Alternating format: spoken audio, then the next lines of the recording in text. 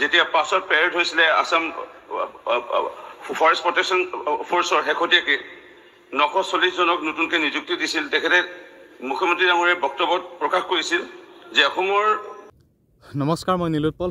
বহুত বেছি ভাল খবৰ আহিবলৈ গৈ আছে। হয়তো কেইদিনমান বা কেইমাহমান সময় ল'ব পাৰে, কিন্তু আমাৰ সকলোৰে বাবে ভাল খবৰ আহিবলৈ গৈ আছে। নতুনকৈ ফৰেষ্টত পোষ্ট আহিব আৰু এই কথাখিনি বহুত দিনৰ পৰা শুনি আছে, গম পাইছে। মুখ্যমন্ত্ৰী মহোদয়ে কৈছে, আমিও আপোনালোকক জনাইছোঁ যে ফৰেষ্টত পোষ্ট আহিব, কিন্তু কেতিয়া আহিব সেই কথাটো আমাৰ বাবে আটাইতকৈ আমাৰ বাবে এটা চিন্তনীয় বিষয়ো যে ফৰেষ্টৰ পোষ্ট কেতিয়া আহিব এই কথাখিনি আমি জানিব লাগে। মন্ত্ৰী মহোদয়েতো কৈয়ে আছে 600 ওলাব, যেতিয়াই নহওক 600 ওলাব বুলি কৈছে। বাকী ভেকেঞ্চি যিমানখিনি আছে সেই ভেকেঞ্চিখিনি এলাউ হোৱাৰ দিশে বা নতুনকৈ ফৰেষ্টত পোষ্ট ওলোৱাৰ দিশে, ইণ্টাৰভিউটো হোৱাৰ দিশে গৈ আছে। আমাৰ 2025 চনতে ফৰেষ্টৰ পোষ্ট আহিব আৰু ফৰেষ্টৰ ৰিক্ৰুটমেণ্ট হ'ব 2025 বৰ্ষৰ, এই বৰ্ষটোতে হ'ব ফৰেষ্টৰ ৰিক্ৰুটমেণ্টটো। এতিয়া মেইন কথাটো হ'ল, আজি ভিডিঅ'টো এইটো কাৰণে প্ৰস্তুত কৰিছে, ভাল খবৰ আমাৰ সকলোৰে কাৰণে। কথাটো এনেকুৱা ধৰণৰ, ফৰেষ্টৰ নতুনকৈ পোষ্ট আহিব আৰু সেই পোষ্টখিনি মই কৈছোঁ এইটো বৰ্ষতে আহিব, এই বৰ্ষতে ৰিক্ৰুটমেণ্ট হ'ব।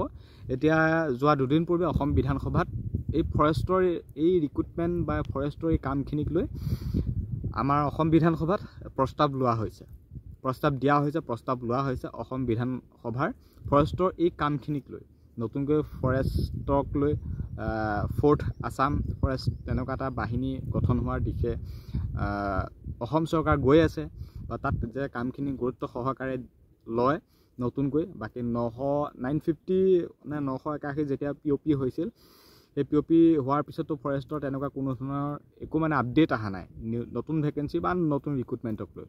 যেতিয়া 981 হৈ গৈছে, তাৰপিছৰ পৰাতো মানুহবোৰ ৰিটায়াৰমেণ্ট হৈ থাকে বা পোষ্টো আছে ফৰেষ্টত। গতিকে যিহেতু যিখিনি পোষ্ট আছে বা যিখিনি ৰিটায়াৰমেণ্ট হৈ আছে, যিখিনি পোষ্ট আছে সেই পোষ্টখিনি ফিল আপ হোৱাৰ উদ্দেশ্যে বা নতুনকৈ ফৰেষ্টত যিখিনি কাম কৰিব লগা থাকে সেই গোটেই কামখিনি এটা ৰিক্ৰুটমেণ্ট হোৱাৰ উদ্দেশ্যে বুলি কৈছোঁ। আমাৰ পোষ্টখিনি আহিব লাগে অসম বিধানসভাত। মই পুনৰবাৰ কৈছোঁ, এই কামখিনিক লৈ যিহেতু প্ৰস্তাৱ দিয়া হৈছে বা প্ৰস্তাৱ লৈছেও, হয়তো এই পোষ্টখিনি কেতিয়া আহিব নাহিব যদি কথা ক'বলৈ যাওঁ, মোৰ হিচাপত হয়তো আমাৰ এই বৰ্তমান যিখিনি প্ৰচেছ চলি আছে ৰিক্ৰুটমেণ্টক লৈ, এই বৰ্তমান প্ৰচেছখিনি আপোনালোকে গম পাইছে যে মে' জুন মাহলৈকে আমাৰ ADRE ভাইভা চলিব বুলি কৈছে। মে' জুন মাহলৈকে ADRE ভাইভা চলিব। হয়তো জুন, জুলাই, আগষ্ট, হয়তো জুলাই শেষত বা আগষ্টত হয়তো এপইণ্টমেণ্ট দি দিব পাৰে। তেনেহ'লে মে' জুন এনেকুৱা এইখিনি সময়তে আমাৰ বাবে নতুনকৈ ফৰেষ্টৰ পোষ্ট অহাৰ সম্ভাৱনা আছে। সম্ভাৱনা বুলি নহয়, তো আহিব, এইটো চিয়'ৰ।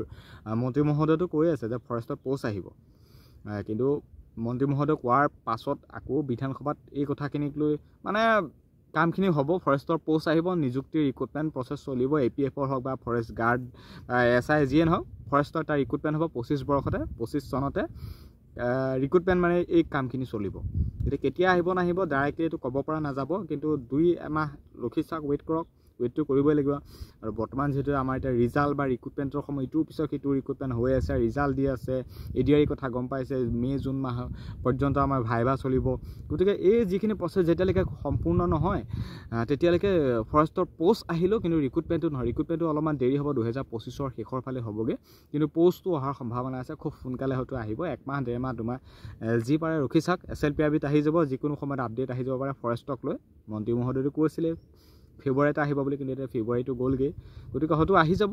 SLPRB আমি ৱেবছাইটলৈ বা SLPRB নটিছখনলৈ ৱেইট কৰিব লাগিব, অসম চৰকাৰ আপডেটসমূহলৈ ৱেইট কৰিব লাগিব, কেনেকুৱা কি ধৰণৰ সন্দৰ্ভত নিযুক্তি লৈ আকৌ কি বাৰ্তা প্ৰেৰণ কৰে মুখ্যমন্ত্ৰী মহোদয়ে, যে নতুন ৰিক্ৰুটমেণ্ট কেনেকুৱা কি ধৰণৰ আকৌ হ'বলৈ গৈ আছে ফৰেষ্টক লৈ। গতিকে আপডেট দিব, খুব সোনকালে দিব। এই বৰ্ষতে ওলাব, এই বৰ্ষতে ইণ্টাৰভিউটো হ'ব। গতিকে এটা ৱেইট কৰক, বিশেষ একো ক'ব নোৱাৰিম। ফৰেষ্টৰ নতুনকৈ পোষ্ট আহিব। এইটোৱে আছিল আমাৰ বাবে এটা ভাল খবৰ। ভিডিঅ'টো যিমান পাৰে সিমান বেছি শ্বেয়াৰ কৰক। পোষ্টসমূহ এলাউ হোৱাৰ পূৰ্বে বিধানসভা হওক বা নিউজ চেনেল বা বিভিন্ন সংবাদ মাধ্যম হয়, মন্ত্ৰী মহোদয়সকলে যিহেতু বাৰ্তাসমূহ প্ৰেৰণ কৰে, গতিকে তাৰ উদ্দেশ্যে মই আজি ভিডিঅ'টো প্ৰস্তুত কৰিছোঁ যে নতুনকৈ ফৰেষ্টত পোষ্ট আহিব। উত্তৰ পাইছোঁ, যদি উত্তৰ পাইছোঁ মাননীয় মন্ত্ৰী মহোদয়ক ধন্যবাদ জনাইছোঁ। শেহতীয়াকৈ মাননীয় মুখ্যমন্ত্ৰী ডক্টৰ হিমন্ত বিশ্ব শৰ্মা ডাঙৰীয়াই যেতিয়া পাছত পেৰেড হৈছিলে আসাম ফৰেষ্ট প্ৰটেকশ্যন ফ'ৰ্চৰ শেহতীয়াকৈ 940 জনক নতুনকৈ নিযুক্তি দিছিল। তেখেতে মুখ্যমন্ত্ৰী ডাঙৰীয়াই বক্তব্যত প্ৰকাশ কৰিছিল যে অসমৰ বন মাটিকালি 26,832 স্কুৱেৰ কিলোমিটাৰ আৰু লগতে মাননীয় মুখ্যমন্ত্ৰী মহোদয়ে কৈছিল যে covering 34.21% of the state geographical area. এইটো দিশ যদি চোৱা যায় বৰ্তমানলৈকে আমাৰ অসমত দুটা আসাম ফৰেষ্ট প্ৰটেকশ্যন ফ'ৰ্চ আছে। 3 নম্বৰটো আমি জানিব পাৰিছোঁ, বিশেষকৈ প্ৰথমটো যিটো আছে ভৌগোলিকভাৱে আমি চাওঁ যদি মধ্য অসমত আমাৰ গুৱাহাটীত আছে বশিষ্ঠত। দ্বিতীয়টো যদি আমি চাওঁ অকণমান আগলৈ গৈ পেলাই চিকুনিত। এতিয়ালৈকে তৃতীয়টো প্ৰস্তাৱ আহিব বুলি আমি শুনা পাইছোঁ লখিমপুৰ পিনে অৰুণাচল বা যিটো আমাৰ সীমান্তৰ সুৰক্ষাৰ কাৰণে এইটো ভাল এটা পদক্ষেপ। উজনি অসমত যিহেতু বিভিন্ন ৱাইল্ড লাইফ চেঞ্চুৰী আছে, ৰিজাৰ্ভ ফৰেষ্ট আছে, সেয়েহে আমি অনুৰোধ জনাইছোঁ যদি উত্তৰ পাইছোঁ বৰ্তমান চৰকাৰৰ পৰিকল্পনা নাই, চতুৰ্থটো অসম নাগালেণ্ডৰ সীমামূৰীয়া মৰিনী সমষ্টিত প্ৰদান কৰাৰ তথাপিও মানে আমাৰ চৰকাৰখনে চিন্তা কৰিব নেকি বা মন্ত্ৰী মহোদয়ে চিন্তা কৰিব নেকি আমি আহ্বান জনাইছোঁ। নাইবাৰ মিনিষ্টাৰ। অধ্যক্ষ মহোদয়, মাননীয় সদস্যগৰাকীয়ে আমাৰ গিবন যিখন ৰিজাৰ্ভ মানে হলঙাপাৰ গিবন ৰিজাৰ্ভ ৱাইল্ড লাইফখনৰ প্ৰতি তেখেতৰ যথেষ্টখিনি গুৰুত্ব তেখেতে সদায় আৰোপ কৰি থাকে আৰু ফোনযোগে মই কথাও পাতি থাকোঁ তেখেতৰ লগত বিভিন্ন সময়ত বিভিন্ন সমস্যা লৈ। গতিকে আমাৰ আচলতে তাতে যিটো আমাৰ কৰ্মী ডাঙৰীয়াই কৈছে যে তাতে ৰিজাৰ্ভ ফৰেষ্ট 3খন আছে, Dissoi valley reserve forest, Dissoi reserve forest আৰু তিৰু ৰিজাৰ্ভ ফৰেষ্ট। এই গোটেইকেইখন নাগালেণ্ড বৰ্ডাৰৰ লগত এডজাষ্টেণ্ট আৰু তাতে আমাৰ হলঙাপাৰ ৰিজাৰ্ভ ফৰেষ্টখনৰ লাগি আছে।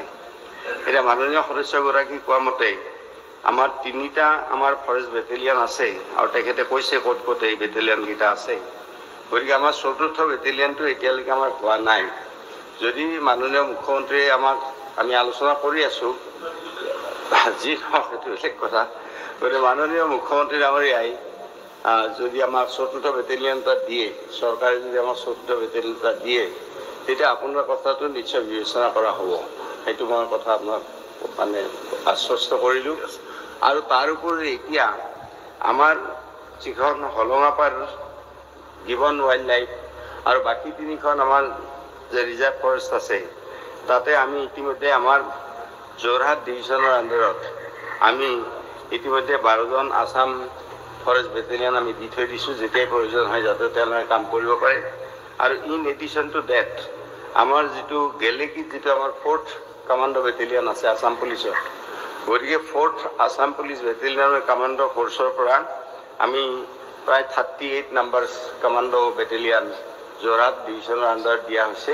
আৰু যেতিয়াই তাতে প্ৰয়োজন হয় তেতিয়াই তেওঁলোকে তাত কাম কৰিব পাৰিব। সেই কামাণ্ডো বেটেলিয়ান এইটো একশ্যন গ্ৰুপ বুলি কোৱা হয়, সেই একশ্যন গ্ৰুপটো আছে আৰু ফৰেষ্ট বেটেলিয়ানটো আছে।